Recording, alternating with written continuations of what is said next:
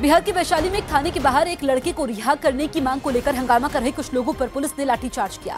इस हंगामे में 3 पुलिस वाले और कुछ गांव वाले घायल हो गए, जिन्हें बाद में अस्पताल ले जाया गया। इससे पहले थाने के बाहर जमा हुए लोगों का हंगामा बढ़ता देखकर पुलिस वालों ने उन पर लाठियां बरसाई और उन्हें दौड़ा कर वहां से भगाया, जिससे इलाके में अफरा तफरी मच गई। इन लोगों में कुछ महिलाएं भी शामिल दिखी। इस बीच कुछ लोग पुलिस से बचने के लिए वहां मौजूद दुकानों में घुस गए,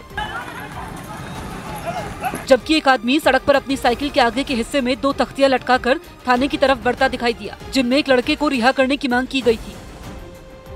मध्य प्रदेश का मुख्यमंत्री बनने के बाद अपने पहले इंटरव्यू में कमलनाथ ने न्यूज 18 से खास बातचीत में किसानों का कर्ज माफ करने के लिए सभी जरूरी कदम उठाए जाने का भरोसा दिया। आपने जब अपने वचन पत्र में लिखा कि हम किसानों का कर्जा माफ करेंगे, बीजेपी मजाक उड़ा रही थी कि 10 दिन नहीं हम 1 महीने देते हैं, कर्नाटक जैसे हालात होंगे। 10 मिनट में आके आपने फाइल में साइन कर दिया। ये कैसे होमवर्क किया पूरा? पहले तो सबसे पहले भारतीय जनता पार्टी ने स्वीकार किया कि उन्होंने खजाना खाली कर दिया, पर उनको शायद ये नहीं पता था कि प्रावधान, हमने इसके बारे में बहुत सोचा हुआ था, कई प्रावधान हैं। तो मैंने जो हमारा सबसे बड़ा वचन था कि हम किसानों का कर्जा माफ करेंगे, ये मैंने पहला काम किया। ये बात हमें नहीं भूलनी चाहिए कि मध्य प्रदेश की अर्थव्यवस्था कृषि क्षेत्र पर आधारित है।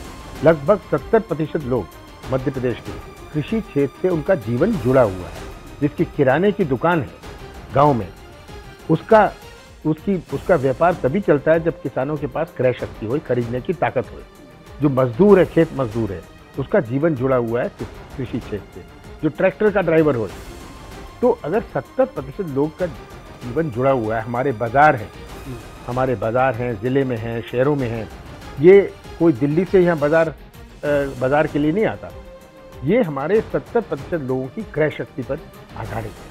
तो हमें इस दृष्टि से देखना है। और जो किसान है, ये कर्जे में पैदा होता है और कर्जे में इसकी मृत्यु होती है।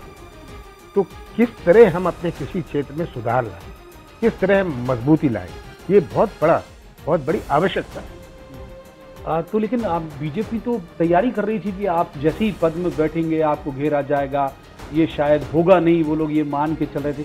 मैं समझना ये चाहता हूँ कि 10 मिनट मतलब आप सीट में बैठा और आपने फाइल में पहला साइन किया और तुरंत ऑर्डर आया हम लोगों के पास कि साहब किसानों का कर्जा माफ।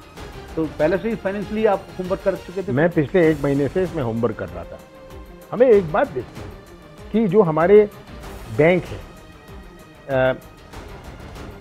कोऑपरेटिव बैंक की बात नहीं कर रहा, जो हमारे बैंक हैं लगभग 80, राष्ट्रीय बैंक 80% कर्जा ये राष्ट्रीय बैंक के साथ है। राष्ट्रीय बैंक ने जब बड़े उद्योगपतियों के, बड़े उद्योगों के कर्जा माफ करते हैं 50-60%, कहीं 40%, ये तो आज ओपन बात है, उनका कर्जा माफ करते हैं, वो उनको स्वीकार है। पर किसानों के कर्जा माफ करने की बात आई, ये इन्हें स्वीकार नहीं।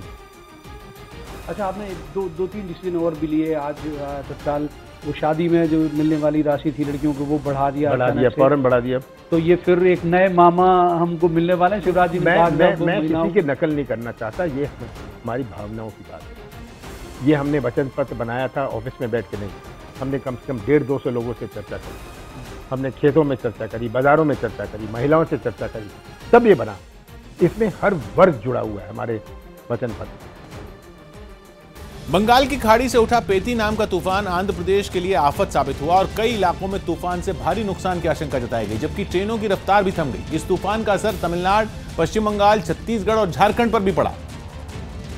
लेकिन सबसे ज्यादा असर आंध्र प्रदेश में देखने को मिला। पेती नाम का ये तूफान पूर्वी गोदावरी जिले के काकीनाडा से टकराया। इसके बाद 80 किलोमीटर प्रति घंटा की रफ्तार से हवाएं चलने लगी। इस तूफान ने कई पेड़ों को उनकी जगह से उखाड़ दिया, जबकि कई पेड़ नीचे की तरफ झुक गए। चारों तरफ धुंध छाई हुई थी। तूफान के साथ लगातार बारिश भी हो रही थी। कई इलाकों में तो मंजर डराने वाला था। वहाँ सड़कों पर सन्नाटा पसरा हुआ था। एक मकान पर तूफान में उखड़ चुके कुछ पेड़ भी गिरे हुए थे।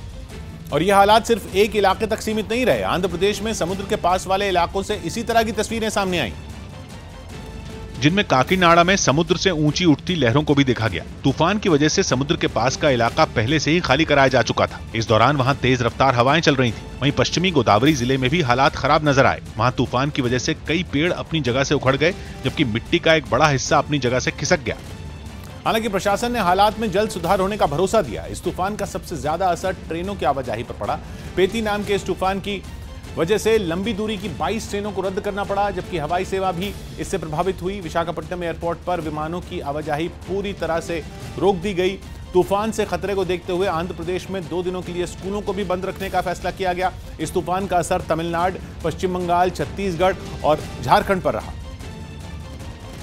जहां कई इलाकों में अचानक मौसम बदलने के बाद बारिश हुई। छत्तीसगढ़ के बलौदा बाजार में तो बारिश होने की वजह से ठंड बढ़ गई। वहां न्यूनतम तापमान 14 डिग्री दर्ज किया गया, जबकि विजिबिलिटी भी कम रही। वहीं झारखंड में भी बारिश हुई और हवाओं की रफ्तार में इजाफा हुआ। रांची में तो पूरे दिन सूरज निकला ही नहीं। कई इलाकों में बारिश की वजह से तापमान गिर गया। मौसम विभाग ने आशंका जताई कि तूफान के असर वाले राज्यों में 2 दिन तक बारिश की आशंका बनी रहेगी।